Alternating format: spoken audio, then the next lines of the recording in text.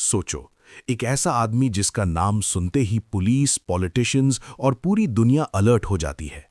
एक ऐसा इंसान जो मुंबई की गलियों से निकलकर इंटरनेशनल अंडरवर्ल्ड का किंग बन गया और फिर अचानक गायब हो गया। क्या वो जिंदा है? क्या वो पाकिस्तान में छुपा है? या फिर ये सिर्फ एक कहानी है जो कभी खत्म नहीं होगी? ये कहानी है दाऊद इब्राहिम की। दाऊद इब्राहिम का जन्म 1955 में मुंबई के डोंगरी एरिया में हुआ था।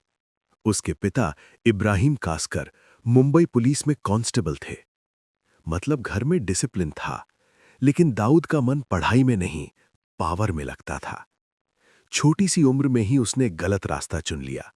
पहले छोटी-मोटी चोरी, फिर स्मगलिंग और धीरे-धीरे वो क्राइम की दुनिया में घुसता चला गया। 1970s के टाइम पर मुंबई अंडरवर्ल्ड में ऑलरेडी कई बड़े नाम थे। हाजी मस्तान, करीम लाला, ये सब शहर के असली डॉन माने जाते थे। लेकिन दाऊद अलग था।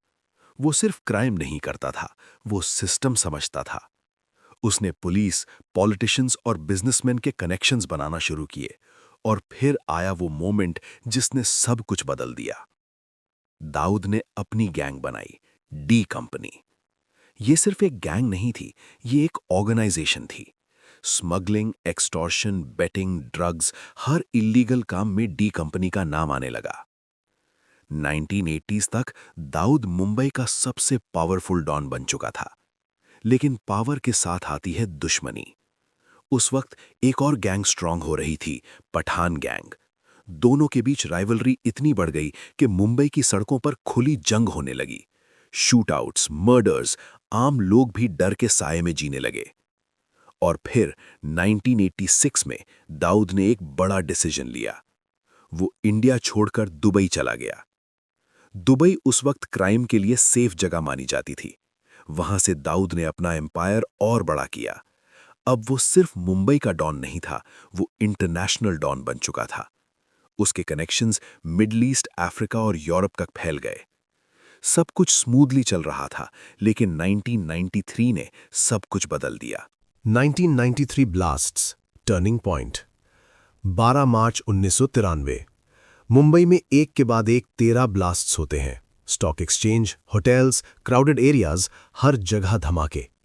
257 लोगों की जान चली गई। ये इंडिया के हिस्ट्री के सबसे बड़े टेरर अटैक्स में से एक था। इन्वेस्टिगेशन शुरू हुई और धीरे धीरे एक नाम सामने आया, दाऊद इब्राहिम। कहा गया कि ये ब्लास्ट्स डी कंपनी ने प्लान किए थे, पाकिस्तान की एजेंसीज के सपोर्ट के साथ। इसके बाद दाऊद सिर्फ डॉन नहीं रहा, वो इंडिया का मोस्ट वांटेड टेररिस्ट बन गया। इंडिया ने उसके खिलाफ रेड कॉर्नर नोटिस इशू करवाया, लेकिन दाऊद फिर से गायब हो गया। कहा गया कि वो पाकिस्तान के कराची में छुप गया है। पाकिस्तान ने हमेशा इस बात से इनकार किया, लेकिन कई रिपोर्ट्स और इंटेलिजेंस एजेंसीज के हिसाब से दाऊद वहीं है। Rise of fear and power. 1990s और 2000s में भी दाऊद का नेटवर्क एक्टिव रहा।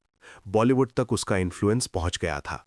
Film financing, threats, casting decisions. कई लोगों ने माना कि उन्हें दाऊद के लोगों से कॉल्स आते थे। क्रिकेट बैटिंग में भी डी कंपनी का नाम जुड़ा। मैच फिक्सिंग स्कैंडल्स में भी उसका कनेक्शन बताया गया। ये सब दिखाता है कि दाऊद सिर्फ एक गैंगस्टर नहीं था, वो एक सिस्टम बन चुका था, एक invisible system. Mystery and current status. आज तक दाऊद इब्राहिम एक मिस्ट्री बना हुआ है। कई बार उसकी डेथ की रूमर्स आईं, लेकिन कभी कंफर्म नहीं हुआ। कई लोग कहते हैं कि वो अब भी कराची में हाई सिक्योरिटी के साथ रह रहा है। कई लोग कहते हैं कि उसका इन्फ्लुएंस कम हो चुका है। लेकिन सच क्या है, ये आज भी कोई नहीं जानता। इंडिया ने कई बार उसको वापस लाने की कोशिश की, लेकिन अब तक कोई सक्सेस नहीं मिला। एक कांस्टेबल का बेटा, मुंबई का डॉन और फिर दुनिया का most wanted criminal. Dawood Ibrahim की कहानी सिर्फ क्राइम की कहानी नहीं है, ये पावर, फियर और सिस्टम की कहानी है। एक ऐसी कहानी जहां एक आदमी ने पूरे शहर को कंट्रोल किया और फिर बिना किसी निशान के गायब हो गया। आज भी सवाल वही है, क्या दाऊद इब्राहिम कभी पकड़ा जाएगा या फिर वो हमेशा एक अनसॉल्व्ड मिस्ट्री ही रहेगा? ये कहानी यहीं खत्म नहीं होती, शायद ये अभी भी लिखी जा रही है।